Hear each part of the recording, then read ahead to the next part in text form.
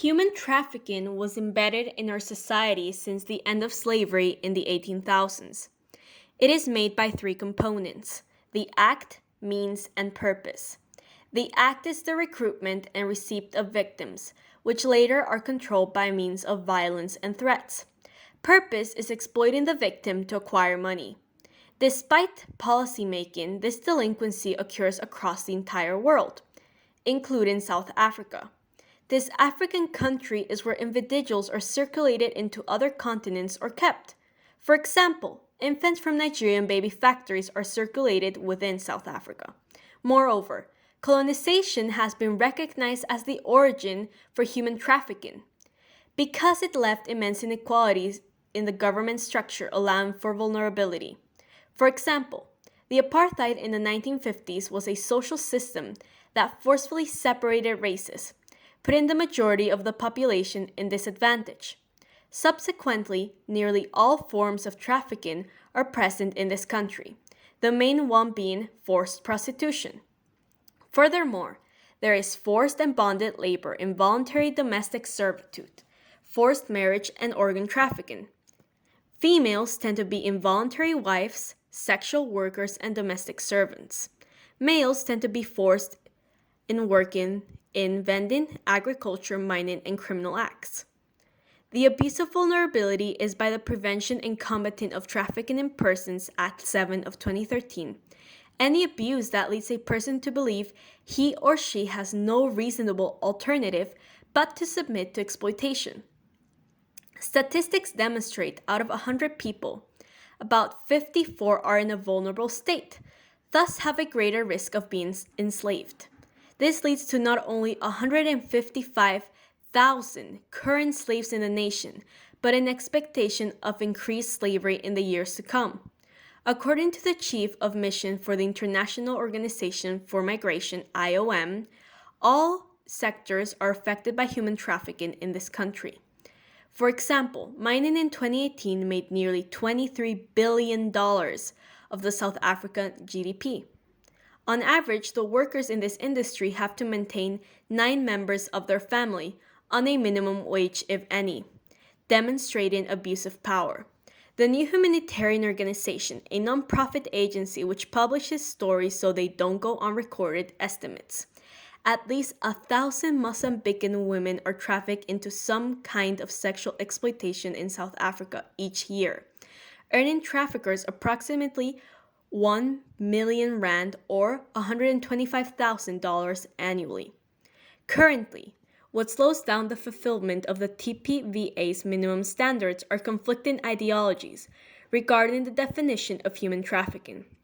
Nonetheless, increased government response led South Africa into the Tier 2 watch list of the U.S. Department TIP report.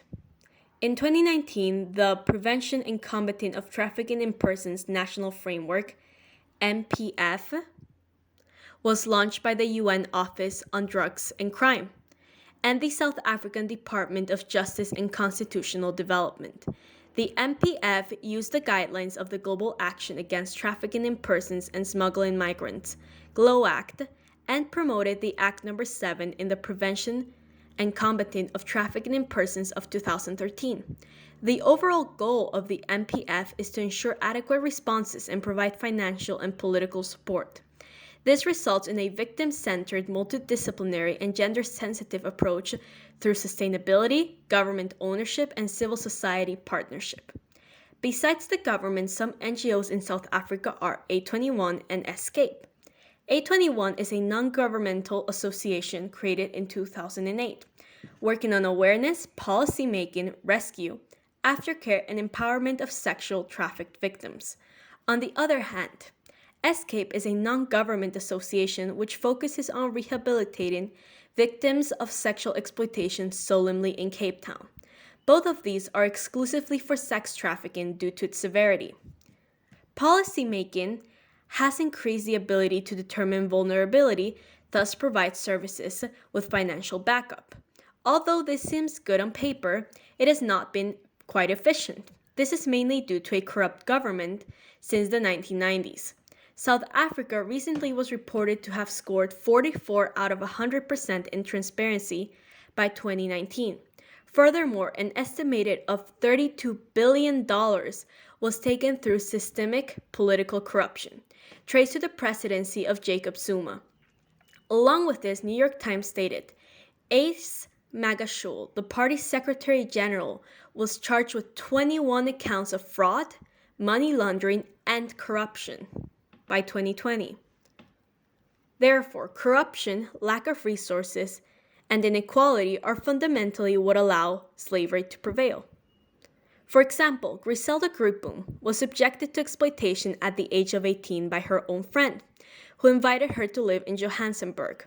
She was taped up, handcuffed naked in a pitch-black room, and denied food and water as she got raped several times a day.